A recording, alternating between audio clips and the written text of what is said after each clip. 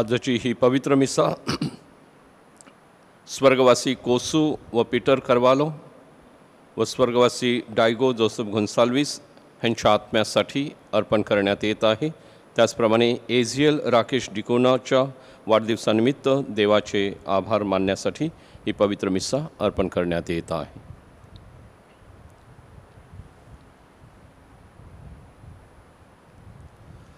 पिता, पुत्र व पवित्र आत्मा यांच्या नावे आमेन। आपल्या प्रभू येशू ख्रिस्ताची कृपा, परमेश्वराचं प्रेम व पवित्र आत्म्याचा गोड सहवास तुम्हाबरोबर असो आणि तुम्हा बरोबर सुद्धा। ख्रिस्ताठाई जमलेल्या माझ्या प्रिय बंधू आणि भगिनीनो, आपण आपली आश्रयदाती दयामाता हिच्या सणानिमित्तानं नोवेनामध्ये आहोत। आज नोवेनाचा 3रा दिवस। आजच्या दिवशी आपण गाव परिवारातील गरजवंत लोकांना मदत करण्यासाठी कसं पुढे आलं पाहिजे आणि ती कशी आपली जबाबदारी राहते ह्या विषयावर चिंतन करणार आहोत। परमेश्वर नेहमीच दयाळू राहिलेला आहे। आपली माता पवित्र मरिया ही देखील नेहमीच दयाळू राहिलेली आहे। आपल्याला देखील त्यांच्या पावलावर पाऊल ठेवून जीवन जगता यावं व अधिक दयाळू आणि दानशूर बनता यावं, यासाठी ह्या पवित्र मिसेमध्ये परमेश्वर पित्याकडे विशेष कृपादान मागूया।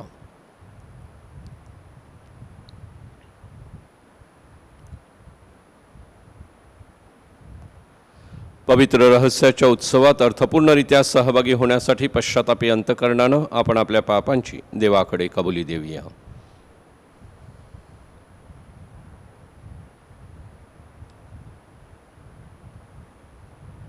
एकत्र सर्व शक्तिमान परमेश्वराजवळ व तुम्हा बंधू भगिनीजवळ मी कबूल करतो की कल्पनाने, शब्दाने, कृतीने व हैगेने मी फार पापे केली आहेत। माझा फार मोठा अपराध। म्हणून मी नित्यकुमारी पवित्र मारिया, सर्व देवदूत व सर्व संत ह्यांना व तुम्हा बंधू भगिनींना विनंती करतो की माझ्यासाठी आपल्या प्रभू परमेश्वराजवळ प्रार्थना करा। सर्व समर्थ परमेश्वर आपणावर दया करो, आपल्या पापांची क्षमा करून आपल्याला सार्वकालिक जीवनाकडे नेवो। आमेन।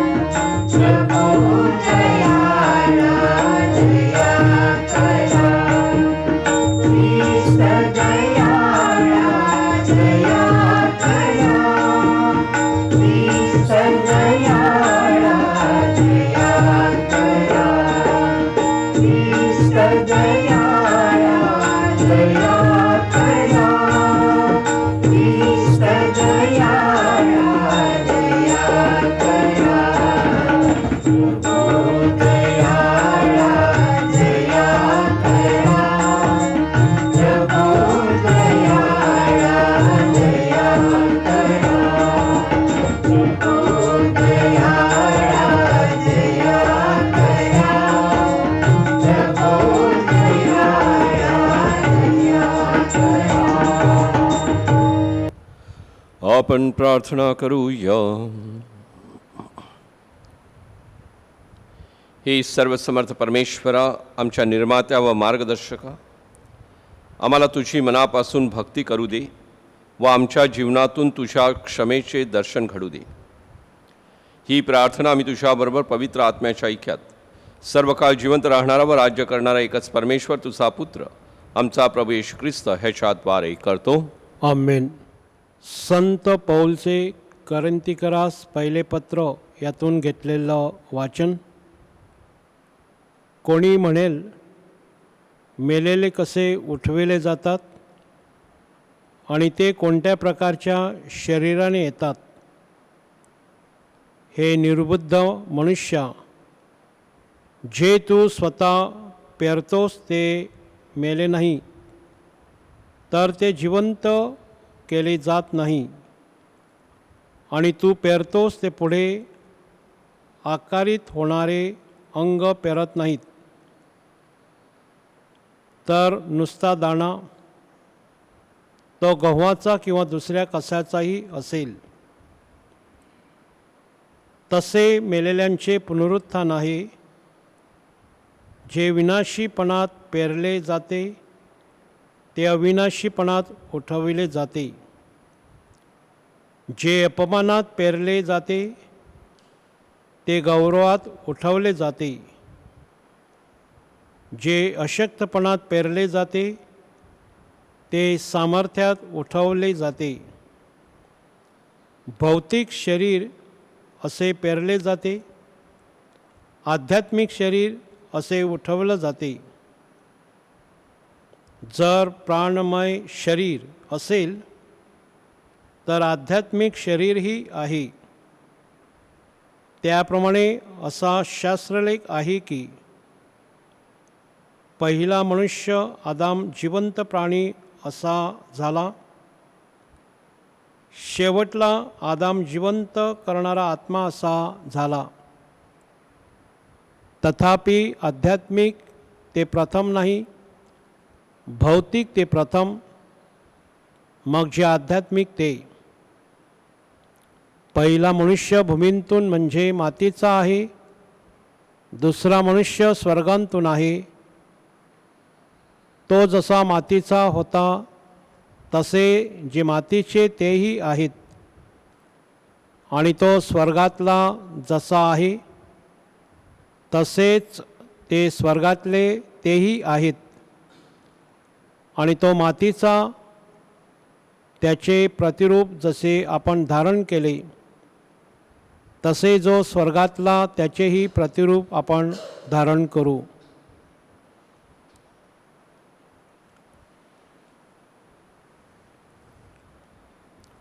हा प्रभूचा शब्द आहे. देवाला धन्यवाद.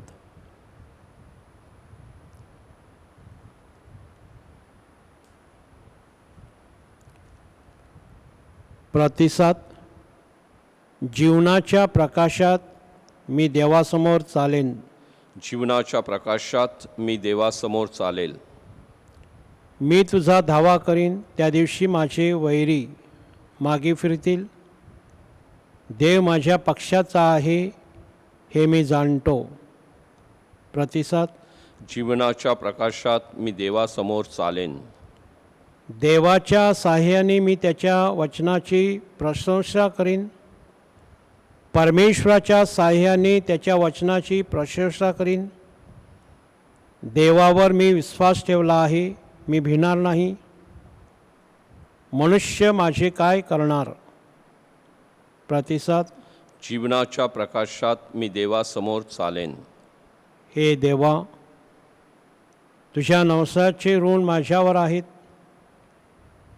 मी तुला आभाररूपी अर्पण वाहीन, कारण तू माझा जीव मरणापासून रक्षिला आहे.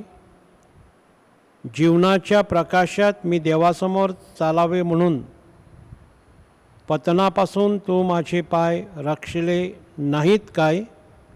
प्रतिसाद. जीवनाच्या प्रकाशात मी देवासमोर चालेन. जय घोष.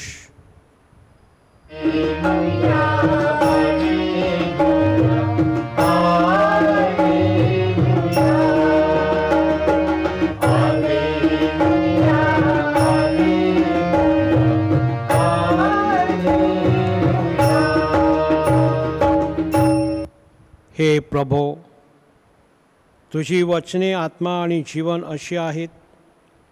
सार्वकालिक जीवनाची वचने आपणाजवळ आहेत.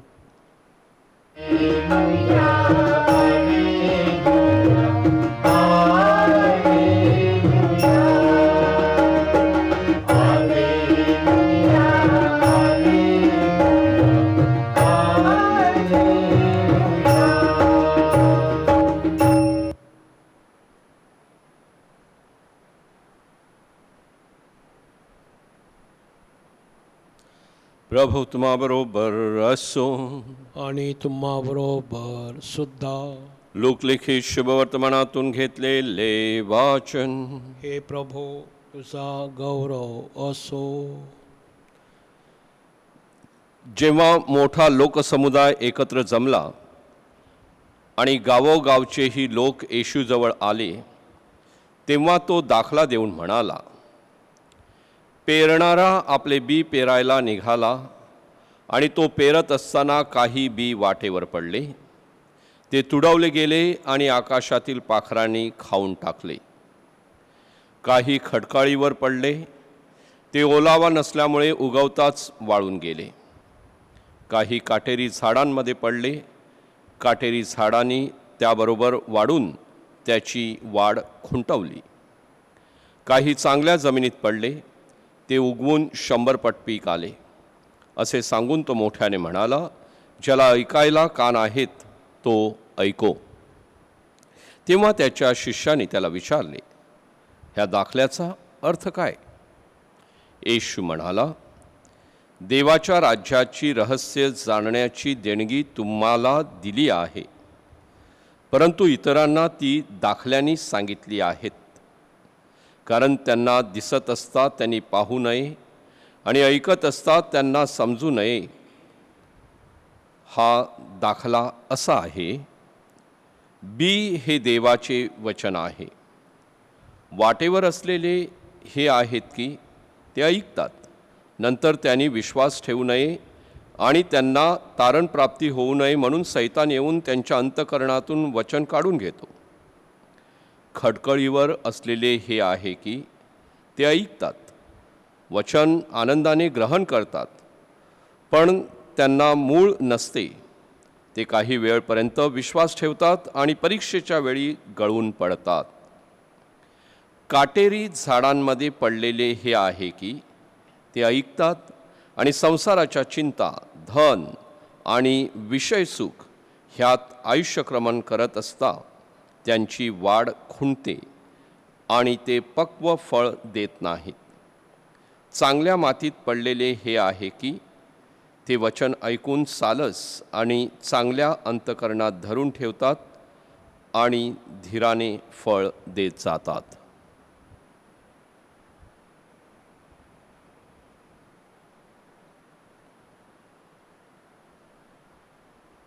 प्रभूचे हे शुभ वर्तमान.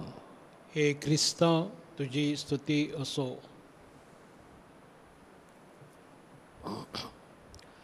ख्रिस्ताठाई जमलेल्या माझ्या प्रिय बंधू आणि भगिनीनो, आज आपण हा पेरणाऱ्याचा सुंदर असा दाखला ऐकलेला आहे.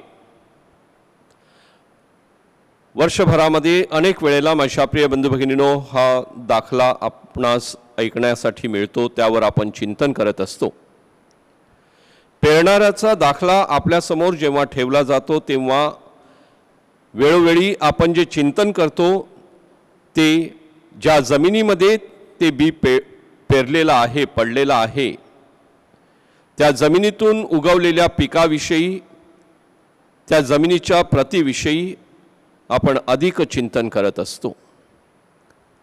वाटेवर पडलेलं बी, त्याचं काय होते? कशी पाखरं येऊन खातात किंवा पायाखाली तुडवले जातात. खडकाळीवर पडलेलं बी जे असतं त्याविषयी आपण चिंतन केलेलं आहे की हे बी जे आहे ते उगवतं, परंतु त्याला पुरेशी माती नाही म्हणून ते ताबडतोब मरून जातं. काटेरी झुडपामध्ये पडलेलं बी आपण ऐकलं, ते देखील वाढतं, परंतु काटेरी झुडपं त्याची वाढ खुंटवतात. आणि मग चांगल्या जमिनीमध्ये पडलेलं बी जे असतं, सुपीक जमिनीमध्ये आपण म्हणतो, त्या जमिनीतून 100 पट पीक येतं. आणि अशा प्रकारे कसा देवाचा शब्द आपण ग्रहण केला पाहिजे, संसाराच्या चिंता, सैतानी प्रवृत्ती ह्यापासून कसं दूर राहिलं पाहिजे. जेव्हा मोहाचे प्रसंग येतात, परीक्षेचा काळ असतो, त्यावेळेला कसं देवाला चिकटून राहिलं पाहिजे, ह्या सगळ्यांवरती माझ्या प्रिय बंधू भगिनींनो वेळोवेळी आपण चिंतन केलेलं आहे. त्यामध्ये नेहमीच आपण जमिनीची प्रत जी आहे ती आपल्या जीवनाशी कशी निगडीत आहे आणि आपण त्या प्रकारे सुपीक जमीन आपल्या जीवनाची कशी घडविली पाहिजे हे सांगितलं जातं. परंतु माझ्या प्रिय बंधू भगिनींनो, आज आपण थोडंसं पुढे जाऊन ह्या दाखल्यातील एक महत्त्वाचा जो भाग आहे त्यावरती चिंतन करणार आहोत. आणि तो भाग जो आहे तो म्हणजे पेरणारा. पेरणारा जो आहे तो माझ्या प्रिय बंधू आणि भगिनींनो पेरत राहतो. पेरणाऱ्याने बी घेतलेला आहे आणि तो पेरत राहिलेला आहे. त्याची भूमिका जी आहे किंवा त्याचं काम जे आहे ते पेरण्याचं काम आहे. आणि म्हणून तो विचार करत नाही की कुठे वाटेवर पडते आहे, की खडखळीवरती पडते आहे, की काटेरी झुडपात पडते आहे, की चांगल्या जमिनीमध्ये पडत आहे.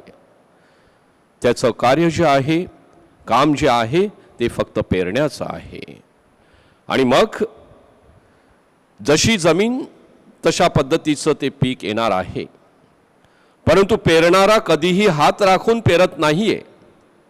खडकाळ जागा आहे म्हणून तिथे कमी बी टाकतो आहे असं नाही, किंवा वाटेवरती आहे म्हणून थोडंसंच बी टाकून पुढे जातो असं नाही. सगळीकडे समप्रमाणामध्ये पेरतच राहत आहे. आणि ही जी उपमा जी दिलेली आहे ती देवाला दिलेली आहे. देव पेरणारा आहे. देव जो आहे तो माझ्या प्रिय बंधू भगिनींनो त्याचा शब्द पेरत असतो. देव जो आहे तो त्याचा कृपा आशीर्वाद जो आहे तो आपल्यावरती सतत पेरत असतो. देव जो आहे तो नेहमीच आपल्या प्रत्येकाला त्याचा आशीर्वाद जो आहे तो देत असतो. देव विचार करत नाही की हा चांगला आहे की वाईट आहे, हा पापी आहे की पवित्र आहे. देव सगळ्यांना आशीर्वाद देत असतो. देव जेव्हा देतो तेव्हा सगळ्यांना समप्रमाणामध्ये देत असतो.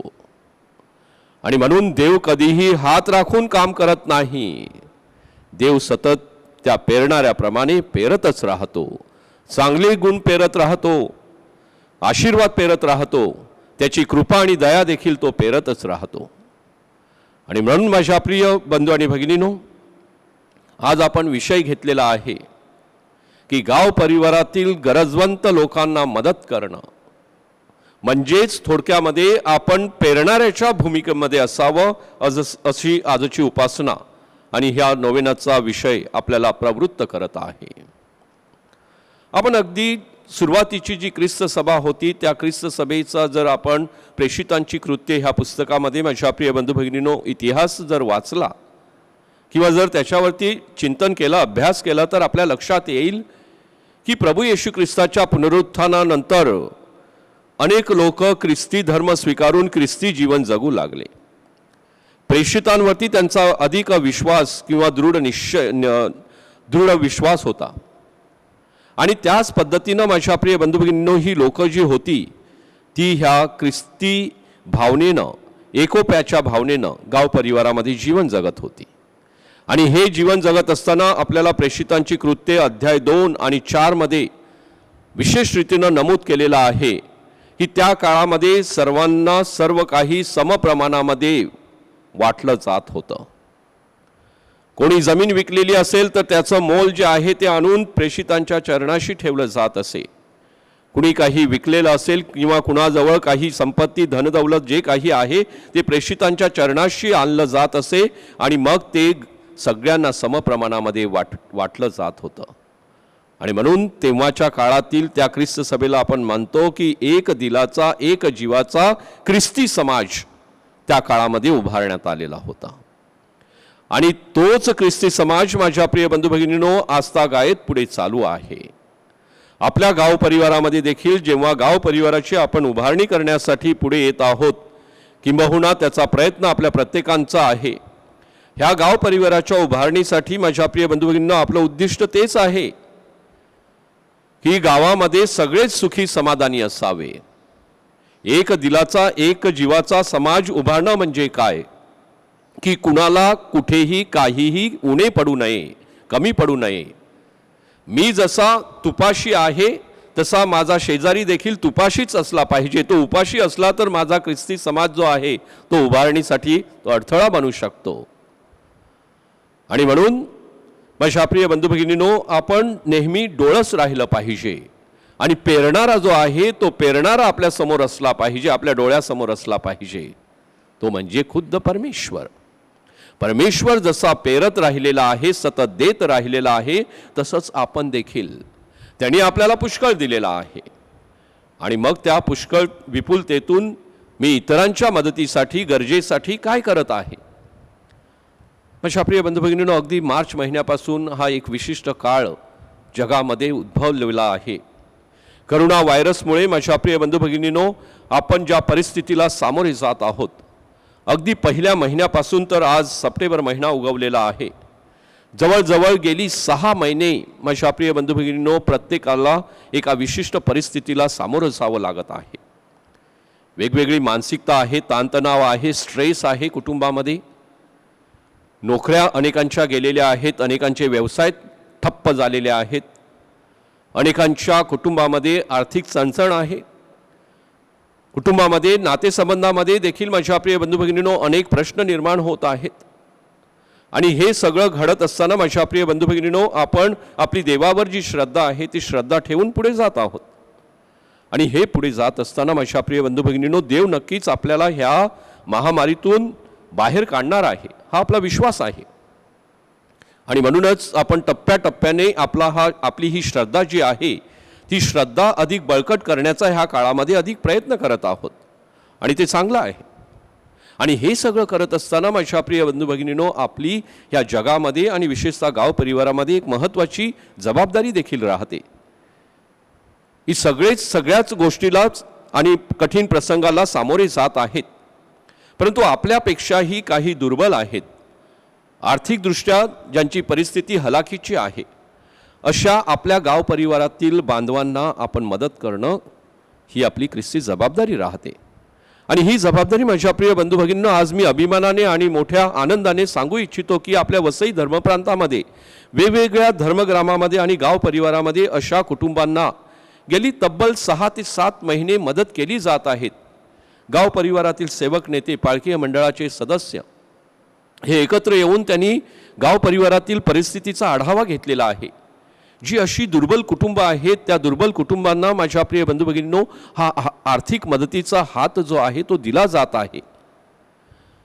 आपल्या सर्वांना जरी आर्थिक संकटांना सामोरं जावं लागलेलं आहे, तरी देखील दुसरे देखील माझ्या प्रिय बंधू भगिनींनो अधिक माझ्यापेक्षा अडचणीत आहेत, आणि म्हणून त्यांना मदतीचा हात दिला पाहिजे, ही भावना जी आहे ही खरी ख्रिस्ती भावना आहे, ही खरी समाज उभारणीसाठी आवश्यक असलेली वृत्ती आहे। आणि अशा भावनेतून माझ्या प्रिय बंधू भगिनींनो असंख्य गाव परिवार पुढे येत आहेत आणि मदत करत आहे, ही चांगली गोष्ट आहे। त्या व्यतिरिक्त धर्मग्राम पातळीवरती देखील माझ्या प्रिय बंधू भगिनींनो असंख्य अशी कुटुंब मदतीसाठी येत आहेत, आणि त्यांना देखील मदत करण्यासाठी असंख्य दानशूर देखील माझ्या प्रिय बंधू भगिनींनो वेगवेगळ्या धर्मग्रामामध्ये पुढे आलेले आहेत, आणि त्यांनी उत्स्फूर्तपणे मोठ्या देणग्या दिलेल्या आहेत की हे जे गरीब आहेत त्या गरिबांना मदत केली पाहिजे। आपल्या मर्सेस धर्मग्रामामध्ये जेव्हा हा काळ सुरू झाला तेव्हा 15 कुटुंब होती अशी गरीब किंवा अडचणीमध्ये सापडलेली। आजच्या घडीला 50पेक्षा जास्त कुटुंब माझ्या प्रिय बंधू भगिनींनो अडचणीला सामोरे जात आहेत, आणि अशा देखील कुटुंबाला माझ्या प्रिय बंधू भगिनींनो आपले भाविक जे आहेत ते मदत करत आहे। आपल्या धर्मग्राम पातळीवरती आपण त्यांना रॅशन देत आहोत, जी मदत त्यांना हवी आहे ती देण्याचा प्रयत्न करत आहोत। आणि अशा प्रकारे माझ्या प्रिय बंधू भगिनींनो एक दिलाचा, एक जीवाचा समाज जो आहे तो त्यांना अनुभवण्यासाठी मिळत आहे। आज ते देखील आनंदाने ही ख्रिस्ती श्रद्धा जोपासत आहेत। देवाने आम्हाला टाकलेलं नाही, ही भावना त्यांच्यामध्ये निर्माण झालेली आहे, कारण आपल्यासारखे असंख्य दानशूर पुढे आलेले आहेत। आणि त्या दानशूरांच्या यादीमध्ये माझं नाव कुठे आहे हे देखील आपण पाहिलं पाहिजे, की मी कधी माझा हात खिशामध्ये घातलेला आहे का, अशा लोकांना मदत करण्यासाठी मी कधी पुढे आलेलो आहे का, की केवळ मी माझ्या कुटुंबाचाच विचार केलेला आहे। अनेक लोक माझ्या प्रिय बंधू भगिनींनो रॅशन जे आहे ते रॅशन घेतात, आणि हे रॅशन जे आहे ते त्यांना गरजेचं नसतं, परंतु ते देवळामध्ये किंवा जे गरीब लोक आहेत त्यांच्यासाठी मदत म्हणून ते देत असतात। रॅशनमधून गहू किंवा तांदूळ घेणं आणि तिथं रांगेमध्ये उभं राहणं, कुणासाठी तर दुसऱ्यांसाठी, मला नको आहे परंतु माझ्या नावावरती जे रॅशन आलेलं आहे ते मी घेईन, आणि जे गरजवंत आहेत त्यांना दिलं जातं। अनेक धर्मग्रामामध्ये अनेक लोक माझ्या प्रिय बंधू भगिनींनो अशा प्रकारे देखील हे रॅशन जे आहे ते आणून फादरांकडे देत आहेत, आणि सांगतात जे गरीब आहेत, ज्यांना ह्या रॅशनची गरज आहे त्यांना फादर तुम्ही वाटा। हे आमच्या वाटेचं होतं, जे तिथं त्या रॅशनमध्ये पडून राहणार आहे, किंबहुना त्याचा काय उपयोग करणार आहे ठाऊक नाही, परंतु आमच्या दृष्टीनं जे आमचं आहे ते आम्ही दुसऱ्यांना देत आहोत, त्यासाठी हा आमचा प्रयत्न आहे। किती चांगली भावना आहे पहा। आणि म्हणून माझ्या प्रिय बंधू भगिनींनो अशा भावनेतूनच आपला ख्रिस्ती समाज जो आहे तो उभारणीसाठी हातभार लागत असतो। दयामाता जी आहे तिनं देखील दया केलेली आहे. ती देखील नेहमीच गरजवंतांच्या मदतीला धावलेली आहे. स्वतः गरोदर असताना देखील अलिशेबेसारखी जी माता आहे, जी गरोदर आहे, जिला आपली अधिक गरज आहे, तिच्यापर्यंत ती पोहोचली. त्या व्यतिरिक्त प्रेषितांबरोबर ती राहिलेली आहे. आणि बायबलमध्ये उल्लेख नसलेल्या अशा अनेक प्रसंगामध्ये ती माझ्या प्रिय बंधू भगिनींनो नेहमीच तिनं मदतीचा हात दाखवलेला आहे. आणि म्हणूनच काना इथं लग्न प्रसंगी पाण्याचा जो द्राक्षरस झालेला आहे तो पवित्र मरियेच्या त्या मदतीमुळे किंवा त्या वृत्तीमुळे माझ्या प्रिय बंधू भगिनींनो तिचा पुत्र जो आहे तो पहिला चमत्कार करू शकला. आज माझ्या प्रिय बंधू भगिनींनो आपण आपल्या स्वतःकडे वळूया. या नोवेनामध्ये सहभागी होत असताना आपण विचार करूया की मी समाजाच्या उभारणीसाठी कोणता हातभार लावत आहे, माझा सहभाग त्याच्यामध्ये किती आहे, की केवळ मी माझ्यापुरतंच आणि माझ्या कुटुंबापुरतं जीवन जगत आहे. प्रभूकडे आशीर्वाद मागूया.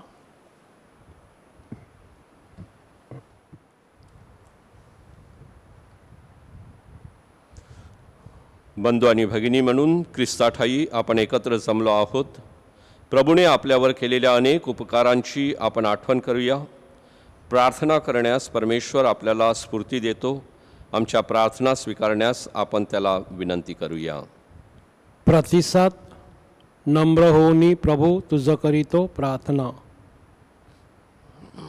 विश्वव्यापी ख्रिस्त सभेला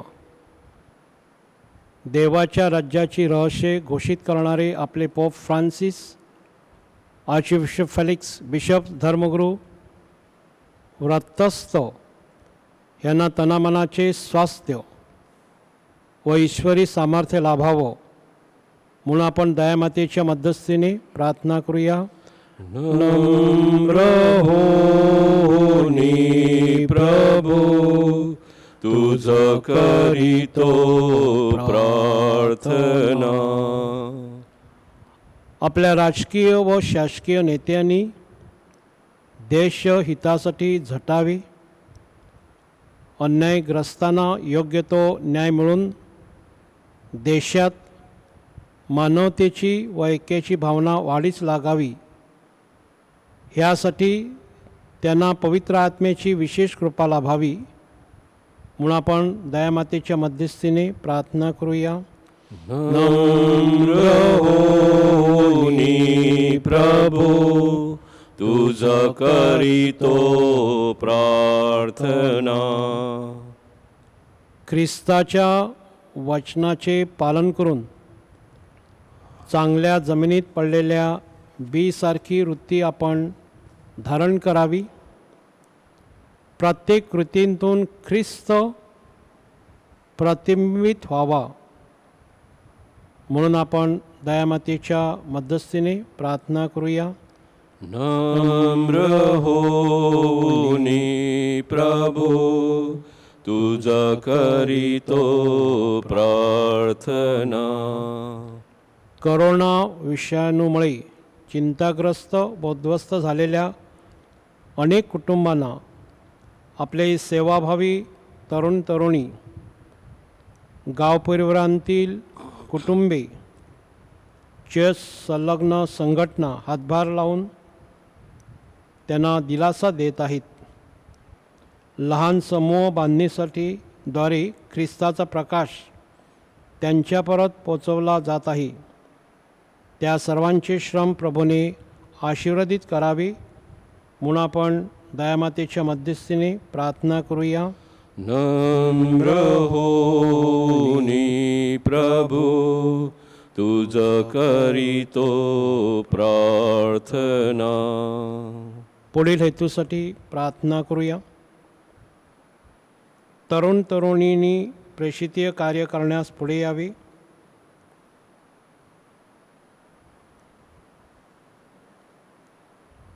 देवापासून दूर गेलेल्यांना परमेश्वराची ओढ लागावी.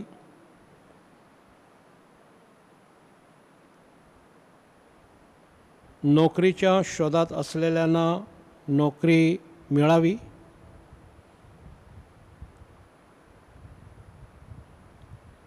आजारी, वृद्ध आणि दिव्यांग प्रभू स्पर्शित व्हावेत.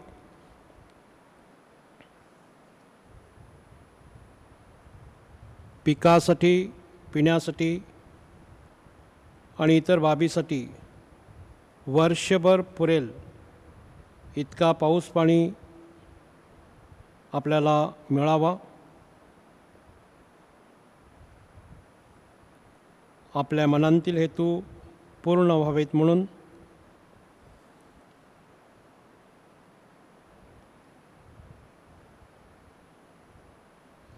हे स्वर्गीय पित्या, तुझ्या ख्रिस्त सभेच्या प्रार्थना ऐक, आमच्या श्रद्धेमधील उणीवा तुझ्या प्रेमाने भरून काढ. ही प्रार्थना आम्ही आमच्या प्रभू येशूच्या नावाने करतो.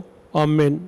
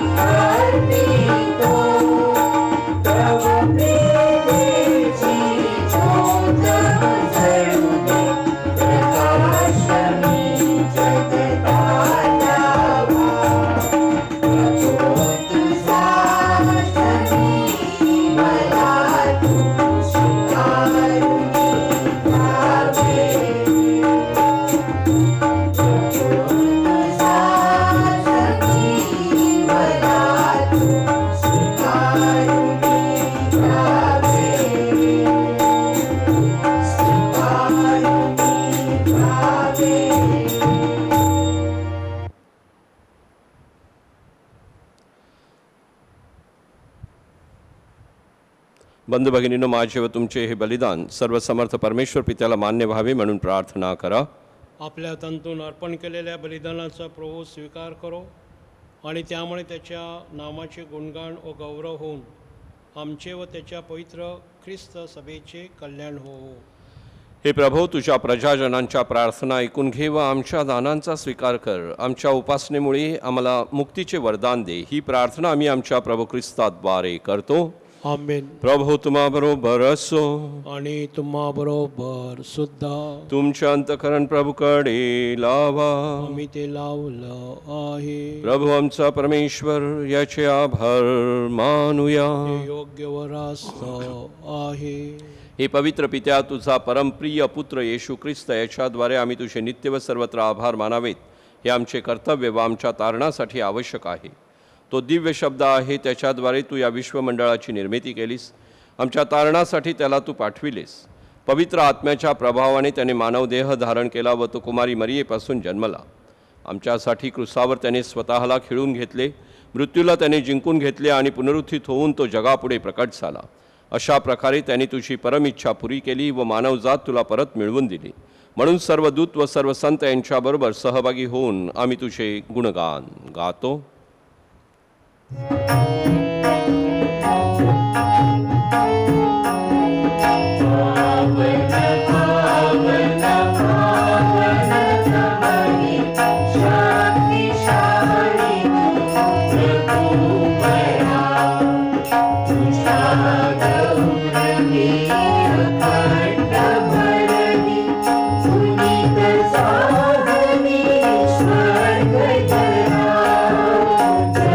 जय जय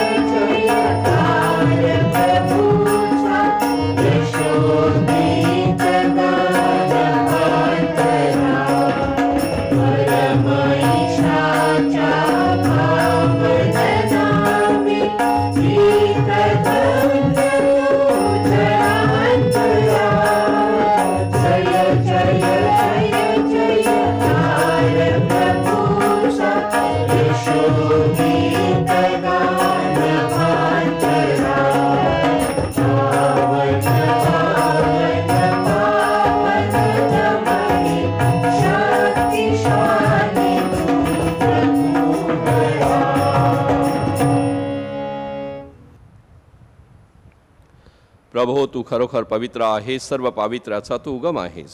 ही दाने पवित्र करण्यासाठी तुझा आत्मा यांच्यावर येवो. ही दाने आमच्यासाठी आमच्या प्रभू येशू ख्रिस्ताचे शरीर व रक्त बनवून स्वइच्छेने स्वीकारलेल्या आपल्या दुःख सहनापूर्वी त्यानं आपल्या हातात भाकर घेतली, तुझे आभार मानले व ती भाकर मोडून आपल्या शिष्यांना देत म्हटले, तुम्ही सर्वजण ही घ्या आणि खा. हे माझं शरीर आहे, हे तुमच्यासाठी अर्पिलं जाईल.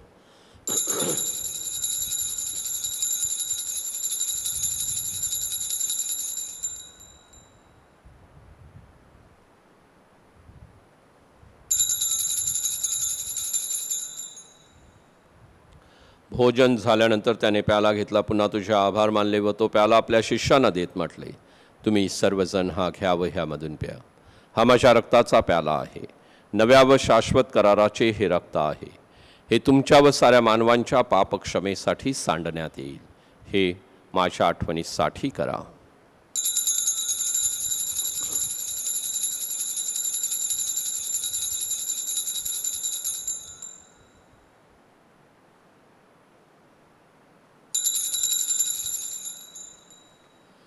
भक्तगणानो करूया आपुल्या श्रद्धेचा उच्चार. ख्रिस्त मरण पावला, ख्रिस्त जिवंत झाला, ख्रिस्त पुन्हा येईल, ख्रिस्त पुन्हा येईल.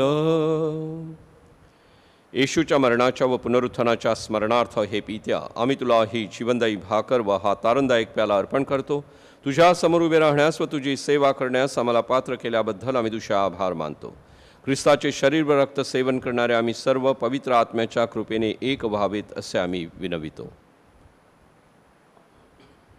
प्रभो, सर्व जगभर पसरलेल्या तुझ्या ख्रिस्त सभेची आठवण कर. फ्रान्सिस आमचे पोप, फेलिक्स आमचे बिशप व इतर सर्व धर्मगुरू यांच्यासह आमची तुझ्या प्रेमात उत्तरोत्तर वाढ कर. मरणांतून पुन्हा उठण्याच्या आशेने ख्रिस्ताटाई विश्रांती पावलेल्या आमच्या बंधुभगिनींची आठवण कर.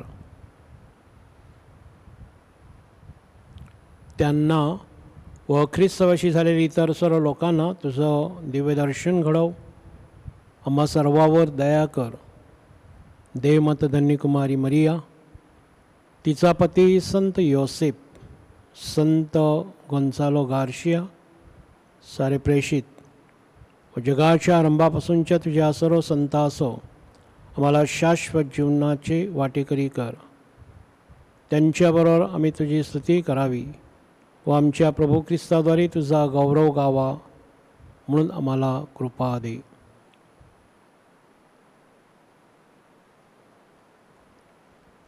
ख्रिस्ताद्वारे ख्रिस्तासह ख्रिस्ताठाई पवित्र आत्म्याच्या ऐक्यात हे सर्व समर्थ पित्या, तुझा सन्मान व गौरव सदा सर्वदा होवो. आमेन.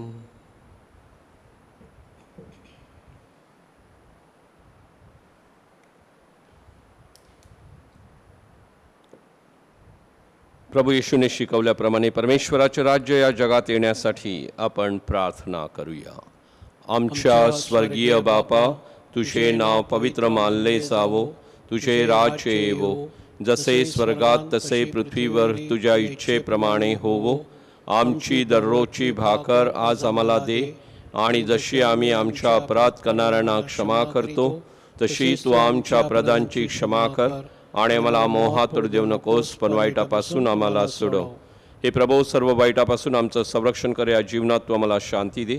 आमच्या तारणाऱ्या येशू ख्रिस्ताच्या पुन्हा येण्याची व शाश्वत जीवनाची आशेने वाट पाहत असता आम्ही तुझ्या दयेच्या साह्याने पापापासून दूर राहावे व सर्व संकटापासून सुरक्षित असावेत.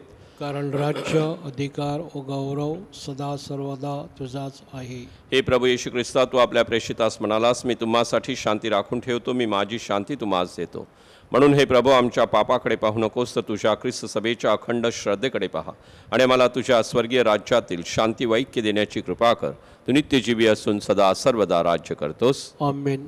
प्रभूची शांती तुम्हाबरोबर सदा सर्वदा असो. आणि तुम्हा बरोबर सुद्धा. आपण एकमेकास प्रेमानं शांतिवंदन करूया.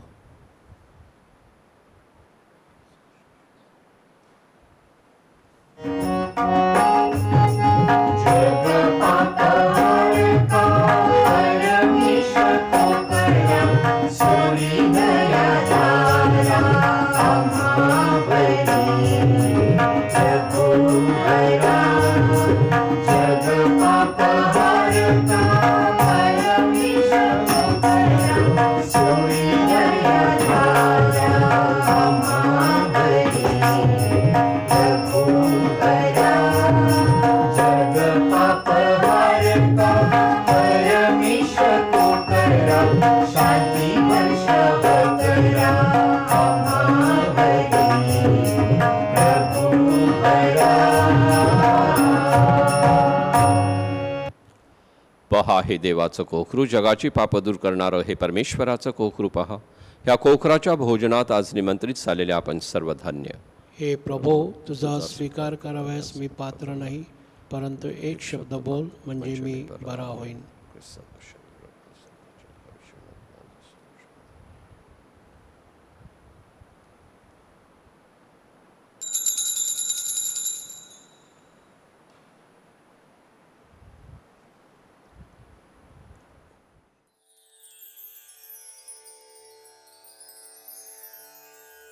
माझ्या प्रिय येशू, तू अल्तरावरील पवित्र साक्रामेंतात जातीने हजर असतोस. ह्यावर माझी नितांत श्रद्धा आहे. सर्वांपेक्षा माझे तुझ्यावर प्रेम आहे आणि माझ्यामध्ये तू यावा अशी माझी तीव्र इच्छा आहे. ह्या दिवसात मी तुला पवित्र मिस्सा साक्रामेंताद्वारे स्वीकारू शकत नसलो तरी निदान आध्यात्मिक स्वरूपात तू माझ्या अंतःकरणात ये. तू नेहमीच माझं बरोबर असतोस. मी तुला मिठी मारतो. तुझ्यापासून माझा कधीही वियोग होऊ देऊ नकोस.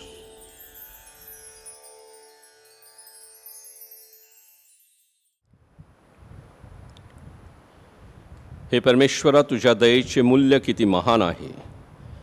सर्व मनुष्य प्राणी तुझ्या दयेच्या छत्राखाली सुरक्षित राहू शकतात.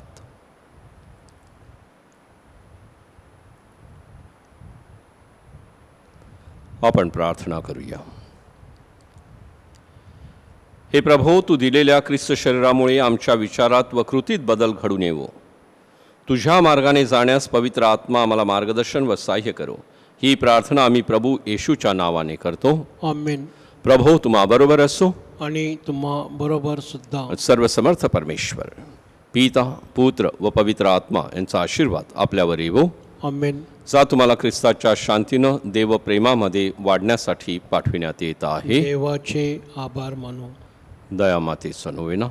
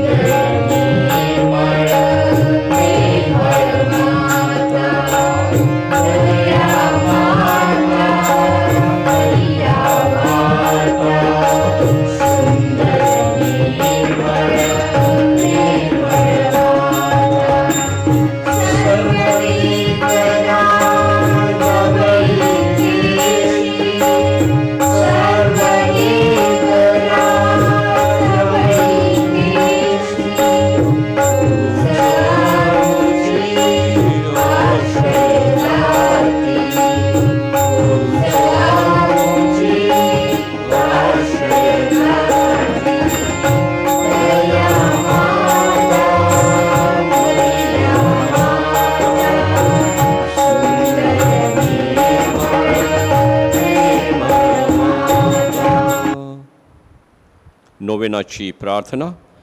हे दयावंत माते, तू दयेचे आगर आणि करुणेचा सागर आहेस. गेली अनेक शतके तू आमचा सांभाळ करतेस. तू आमची माऊली आहेस. अनेक शतकांची तू सावली आहेस. तुझ्या करुणायुक्त प्रेमळ नजरेने तू आमचे सतत संरक्षण करतेस. तू श्रद्धेचे आदर्श आहेस. आम्ही आमच्या वैयक्तिक, कौटुंबिक आणि सामाजिक जीवनात अनेक चढउतार अनुभवत असतो. तुझ्या पवित्र छायेने आणि मायेने आम्ही पुण्यवान झालेलो आहोत. अंधारात आमच्या मनात प्रकाशाचा दीप उजळू दे. मोहापासून आमचे संरक्षण कर. आमच्या सर्व गरजा तू पूर्ण कर. तुझ्याप्रमाणे परमेश्वराची इच्छा प्रमाण मांडण्यास आम्हाला शक्ती आणि प्रेरणा दे. आमेन. आमच्या स्वर्गीय बापा, तुझे नाव पवित्र मानले जावो. तुझे राज्य येवो. जसे स्वर्गात तसे पृथ्वीवर तुझ्या इच्छेप्रमाणे होवो. आमची रोजची भाकर आज आम्हाला दे, आणि जसे आम्ही आमच्या अपराधांना क्षमा करीतो तसेच तू आमच्या अपराधांची क्षमा कर, आणि आम्हाला मोहात पडू देऊ नकोस, पण वाईटापासून आम्हाला सोडव. नमो कृपा पूर्ण मरिये, प्रभु तुझ्या ठाई आहे. धन्य तू स्त्रियामध्ये आणि धन्य तुझ्या उदराचे फळ येशू. हे पवित्र मरे देवाचे माते, आम्हासाठी विनंती कर, आता आणि आमच्या मरणाच्या वेळी. आमेन. नमो कृपा पूर्ण मरिये, प्रभु तुझ्या ठाई आहे. धन्य तू स्त्रियामध्ये आणि धन्य तुझ्या उदराचे फळ येशू. हे पवित्र मरे देवाचे माते, आम्हासाठी विनंती कर, आता आणि आमच्या मरणाच्या वेळी. आमेन. नमो कृपा पूर्ण मरिये, प्रभु तुझ्या ठाई आहे. धन्य तू स्त्रियामध्ये आणि धन्य तुझ्या उदराचे फळ येशू. हे पवित्र मरे देवाचे माते, आम्हासाठी विनंती कर, आता आणि आमच्या मरणाच्या वेळी. आमेन. पिता पुत्र पवित्र आत्माएस गौरव असो. जसे प्रारंभ होते तसा आणि सदा सर्व काळ. आमेन. हे दया माते, आम्हासाठी विनंती कर.